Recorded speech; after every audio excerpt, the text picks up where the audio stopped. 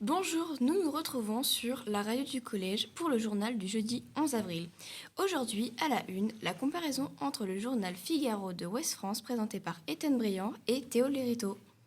Merci Karen. Voici deux journaux particulièrement intéressants, Le Figaro et Ouest France. Ces journaux ont été pris le jeudi 11 mars 2024 et étudiés dans la rubrique culturelle. Les deux titres des articles sont Le Chevalier Janco et L'harmontiste de Jomy et Entretient la légende. Les deux résumés de l'article sont Portrait biographie de l'écrivain qui fut secrétaire de Startre pendant 10 ans, Greg Zapp et son harmonica, aujourd'hui avec l'ancien directeur musical du chanteur Ivan Kassar, l'harmontiste. Les différences entre les deux articles sont que le chevalier Janco est fait pour les personnes intelligentes et pour l'harmoniciste de Johnny la légende est fait pour les personnes âgées.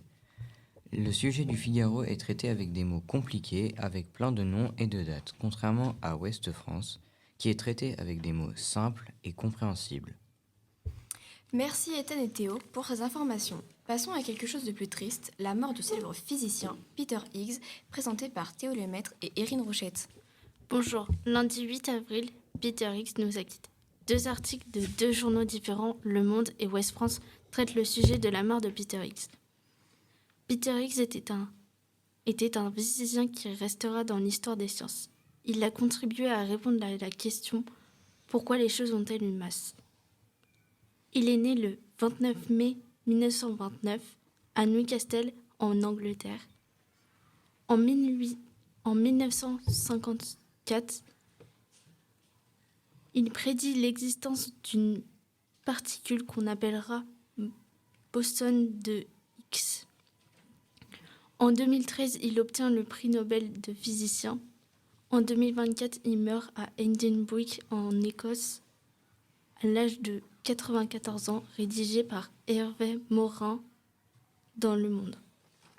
Il a longtemps été professeur émérite de boson. Le Higgs est une particule élémentaire considérée comme la clé de voûte.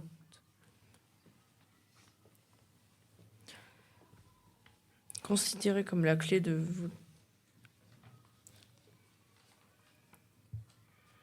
de la structure fondamentale de la matière. Dès 1964, il avait jeté les bases théoriques du boson qui portera son nom lorsqu'il sera identifié, rédigé par le journal de Ouest France. Des remerciements à Erin et Théo pour ce magnifique hommage. Parlons un peu de sport, plus précisément du tennis sous plusieurs angles. Comparaison de l'équipe et de Ouest France présentée par Lali Chanson et Karine Gauvry. Nous allons vous parler du tennis. Comme vous le savez, le tennis est un sport de raquette. Dans le journal L'équipe, un journaliste raconte la rencontre entre Monfils et Madrev très mouvementée. Un quiproquo est constaté entre le Russe et les arbitres sur un point qui l'a interrompu en annonçant la balle faute.